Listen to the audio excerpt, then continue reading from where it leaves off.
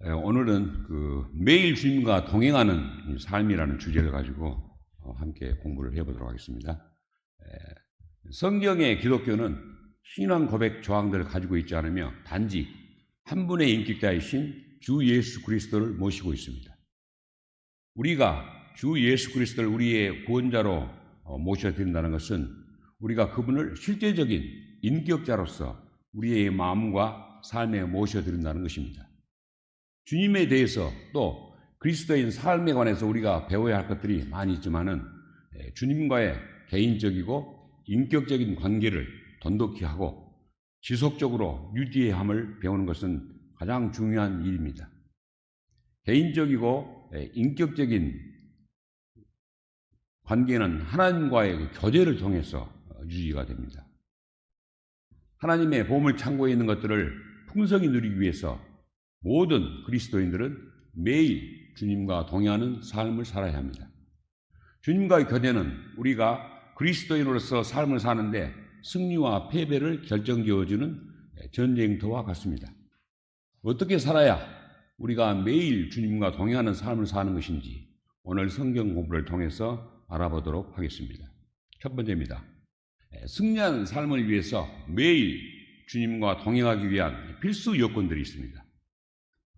갓 태어난 어린 성도들은 위한 하나님의 뜻은 영적인 장성함에 이르기까지 성장하는 것입니다.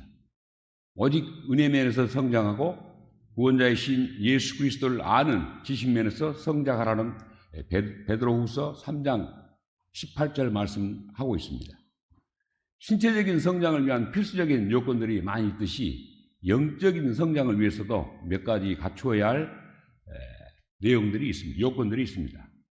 지체들이 주님과 매일 동행하는 데 필요한 가장 중요한 내용 두 가지만 오늘은 다룰 것입니다. 첫째입니다.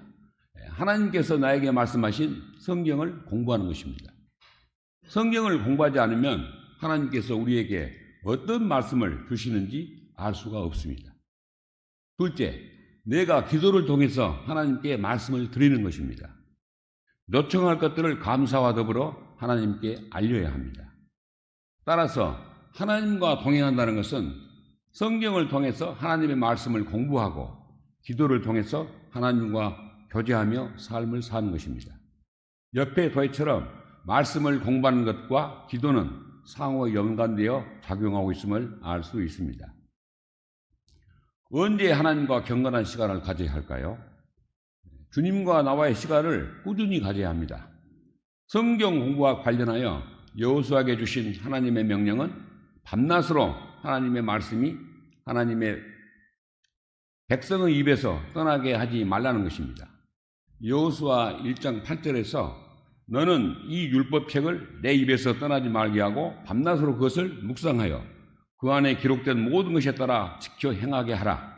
그러면 내가 내 길을 순탄하게 할 것이며 그러면 내가 크게 성공하리라 하셨고 또 신명기 6장 6절부터 9절에서 내가 이날 내게 명령하는 이 말들을 내 마음속에 두고 너는 그것들을 내 자녀들에게 부지런히 가르치며 내가 내 집에 앉을 때나 길을 걸을 때나 누울 때나 일어날 때나 그것들을 말할지니라. 또 너는 그것들을 내 손에 메어 표적으로 삼고 내 눈 사이에 두어 이마에 표를 삼으며 또 그것들을 내 집의 기둥들과 내 문들에 기록할지니라. 이 두 구절 모두 하나님의 말씀이 밤낮으로 우리 입에서 떠나지 말라는 것입니다. 기도와 관련하여 데살로니가전서 5장 17절은 우리에게 쉬지 말고 기도할 것을 명령하고 있습니다. 그리스도인들은 성경 공부와 기도 시간을 위해서 바쁜 스케줄 가운데서도 매일 정해진 시간을 떼어놓아야 합니다.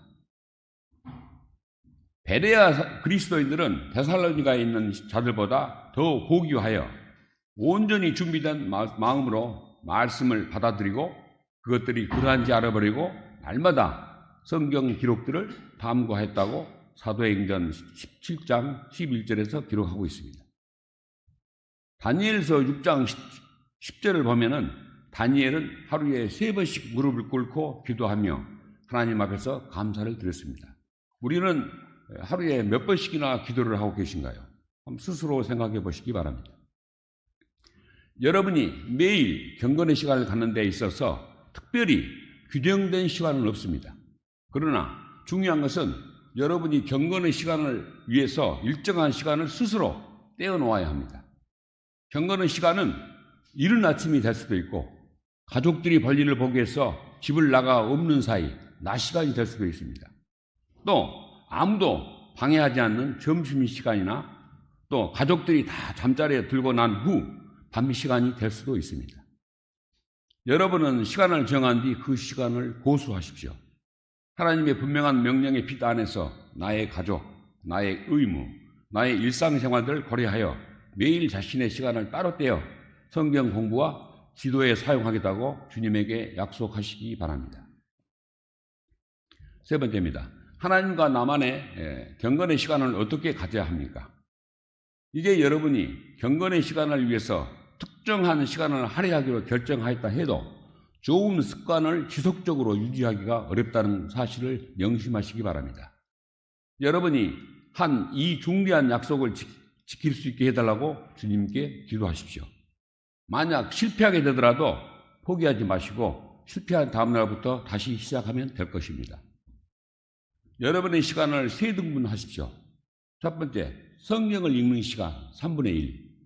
그 다음에 하나님께서 말씀하신 것에 대해서 깊이 생각해보는 시간, 묵상이겠죠? 3분의 1. 그 다음에 기도 시간 3분의 1. 이렇게 여러분들의 경건의 시간을 세 등분해서 운영하십시오. 경건의 시간은 적어도 20분 이상이 되어야 합니다. 의리적으로 구분되어야 하며 또 성실하게 지켜져야 하고 마귀의 공격으로부터 용감하게 방어되어야 합니다. 필요하다면 하박국 2장 1절을 여러분의 표어로 삼으십시오. 하박국 2장 1절입니다.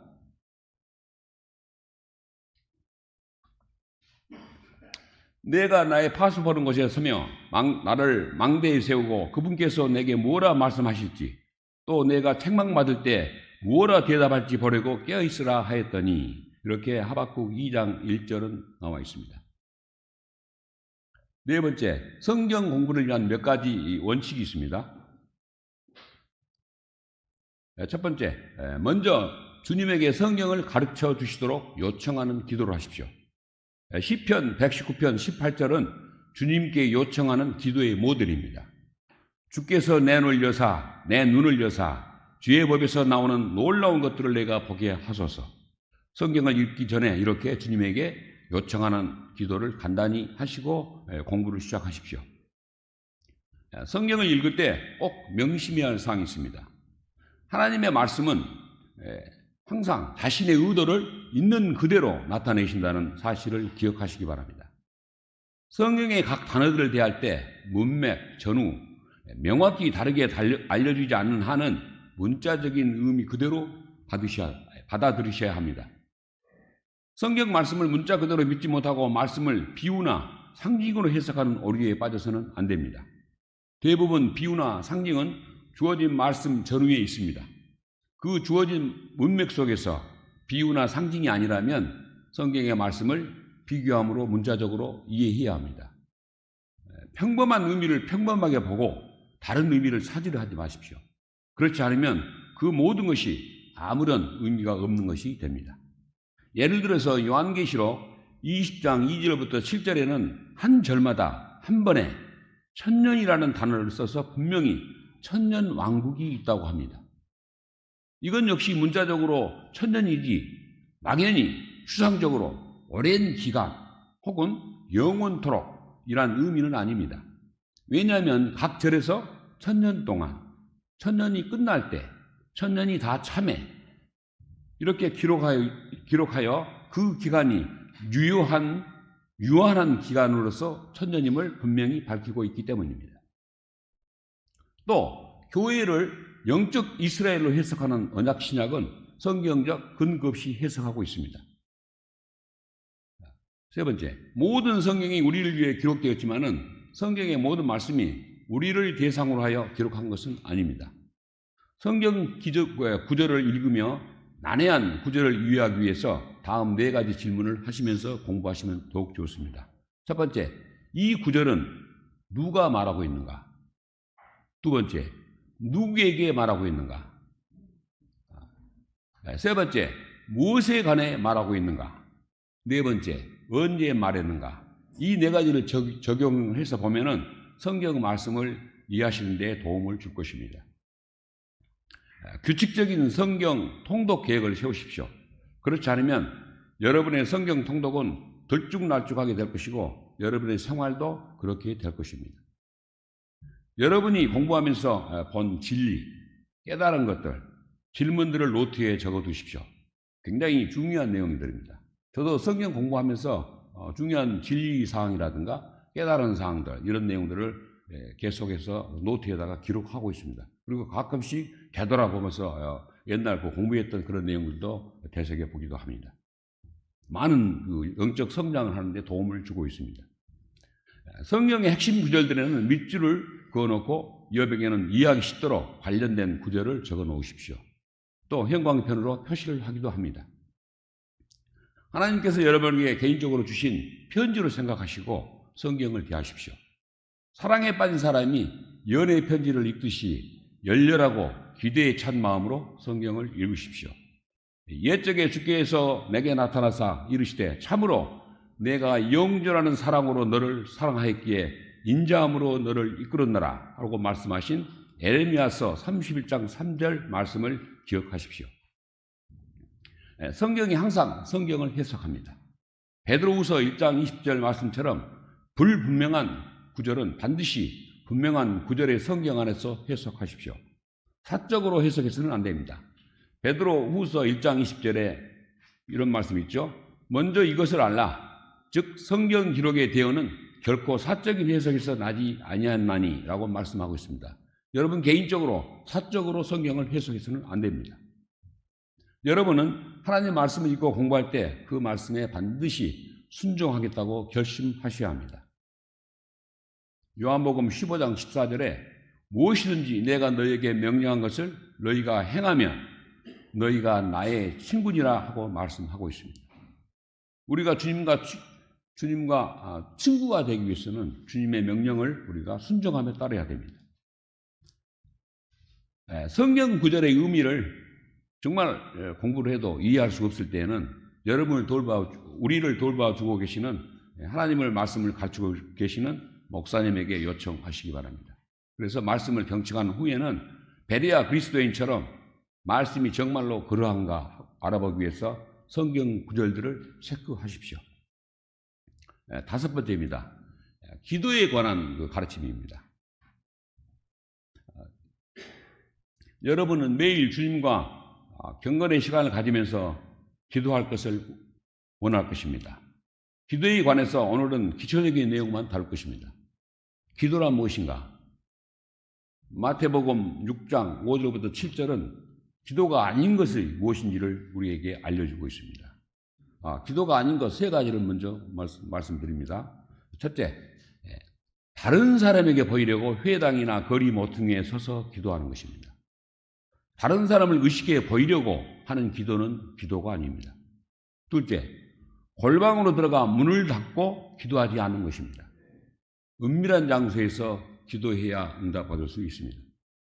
셋째, 헛된 반복의 말을 사용하는 기도입니다. 기도할 때 중언부언해서는 안 됩니다. 마태복음 7장 7절 말씀처럼 기도는 단순하게 구하는 것을 의미합니다.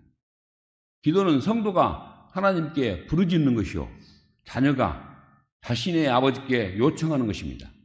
주님은 우리가 구하기 전에 필요한 것들을 알고 계십니다. 누구에게 기도하며 어떻게 기도합니까? 내용 다 아시는 얘기지만은 기도는 하나님 아버지께 하는 것입니다. 그리고 예수님의 이름으로 기도하는 것입니다. 기도의 핵심 요소 네 가지를 말씀드리겠는데요. 다 아는 내용이지만 한번 정리해 보겠습니다. 먼저 adoration, 찬미입니다. 찬미. 하나님께 찬양과 경배를 드리시고 이렇게 기도를 시작하십시오. 시편 107편 8절을 참조하시기 바랍니다. 다음으로 compassion, 자백입니다. 자신의 마음과 삶을 살펴보고 회개하는 내용으로 하십니다. 시편 51편 10절, 66편 18절을 참조하시기 바랍니다. 그 내용이 제공해드린 프린트물 안에 그 구절들이 있을 겁니다. 세 번째는 Thanksgiving, 감사입니다. 하나님께 주신 복에 대해서 감사를 드립니다. 히브리서 13장 15절을 보시면 그 내용이 나와 있습니다. 마지막으로 supplication, 간구입니다. 필요들을 하나님께 요청하며 기도를 마칩니다. 에베소서 6장 18절을 참조하시기 바랍니다. 이렇게 기도의 핵심 요소를 ACTS, 행동하다는 말 있죠. 행동, ACTS로 이렇게 기억하시면 좋습니다. 주님에게 요청하는 기도의 내용은 여러 가지가 있으나 대표적인 8가지 항목을 한번 제시를 해드리겠습니다. 마태복음 6장 11절, 우리에게 일용할 빵을 주시도록 기도를 합니다. 우리가 항상 먹고 사는 데는 빵이 필요하겠죠. 빵이 필요하죠. 그 다음 두 번째, 야고보서 1장 5절, 지혜가 부족할 때 지혜를 주시도록 기도를 합니다. 세 번째, 데살로니가 후서 3장 1절, 주의 말씀이 자유로운 행로를 가지도록, 즉 주의 말씀이 어디에도 매이지 않도록 해달라고 기도를 해야 됩니다. 네 번째, 사도행전 4장 29절, 담대히 주의 말씀을 말하게 해달라고 기도합니다. 네 번째, 다섯 번째, 시편 34편 4절입니다. 모든 두려움에서 구출해달라고 기도합니다. 우리가 어떤 어려움을 당할 때는 굉장히 두렵고 힘듭니다. 이때 이렇게 기도를 하셔야 됩니다. 여섯 번째, 시편 119편 18절입니다. 주께서 내 눈을 열어 주의 법에서 나오는 놀라운 것들을 보게 해달라고 기도를 합니다. 여덟 번째입니다. 시편 119편 133절, 주의 말씀 안에서 내 발걸음을 명하시고 어떤 불법도 나를 지배하지 못하게 해달라고 기도합니다. 마지막입니다. 마가복음 14장 38절, 마귀의 공격으로부터 고난, 유혹, 시험에 빠지지 않게 해달라고 기도를 해야 됩니다. 우리가 세상을 살아가는 데 있어서 고난과 시련과 유혹, 시험에 빠지는 경우가 굉장히 많습니다. 이때를 위해서 늘 기도를 하셔야 됩니다. 이 밖에도 우리가 기도해야 할 것들이 많이 있습니다. 몇 가지 보기에 불과합니다. 기도의 일반적인 법칙은 첫 번째, 베풀어 주신 복에 대해서 하나님께 감사드림으로써 기도를 시작하십시오. 다음으로 다른 사람들과 다른 사람들의 필요들을 위해서 기도를 하십시오. 제 필요보다 먼저 다른 사람들의 필요를 위해서 기도를 먼저 하십니다. 마지막으로 여러분 자신의 필요들을 위해서 기도를 하십니다. 이것도 joy로 시작합니다. 기억을 하시면 좋습니다. joy, J-O-Y, 기쁨이죠, 기쁨. 첫 번째, Jesus, 예수님이죠. 예수님 기도를 하는 거고. 두 번째, others, 다른 사람들. 세 번째, yourself, 너희 자신. 그래서 joy, 기쁨으로 이렇게 기억하시면 되겠습니다. 그 다음에 기도 수첩을 계속 만들어 가십시오. 기도 수첩에 자신에 대한 요청들, 가족의 특별한 필요들, 교회의 필요들, 그리고 다른 사람에 대한 기도 요청들을 적고 기도하십시오. 저도 이제 기도 수첩을 한때는 적고 하다가 최근에는 좀 안 적고 있는데 그게 굉장히 차이가 있는 것 같습니다. 적을 때는 보면 다시 기억이 나는데 보지 않으면 또 기억이 안 나고 그래서 저도 이제 이번 성경 공부를 준비하면서 공부를 또 다시 기도 수첩을 활용을 해야 되겠다 하는 생각을 하게 되었습니다. 그 다음에 주님께서 응답해 주신 것들을 적는 것도 잊지 마십시오. 우리가 기도를 하고 나서 주님께서 응답해 주신 내용들이 있습니다. 그런 내용들도 항상 기록해 놨다가 어떤 기도를 했을 때 주님께서 응답을 해 주시는가, 그런 부분도 스스로 생각을 찾아볼 수가 있습니다. 지금까지 매일 주님과 동행하는 삶이라는 주제로 승리하는 삶을 위한 필수 요건 2가지에 대해서 공부를 했습니다. 기도 내용 부분은 이전에 여러분들에게 말씀드렸던 응답받는 기도라는 제목으로 제가 한번 말씀을 드린 적이 있는데요. 그걸 많이 참조하시면 되겠습니다. 하나님께서 나에게 말씀하시는 성경 공부, 그리고 또 내가 하나님께 드리는 기도에 대해서 우리가 이 시간에 기초적인 내용들을 다루어 보았습니다. 중요한 것은 성경 공부를 통해서 주님이 원하는 것이 무엇인지 알게 되고 또 기도는 주님과 교제하고 있다는 확신을 갖게 합니다. 갓 태어난 어린 그리스도인들을 위한 하나님의 뜻은 영적인 장성함에 이르기까지 성장하는 것입니다.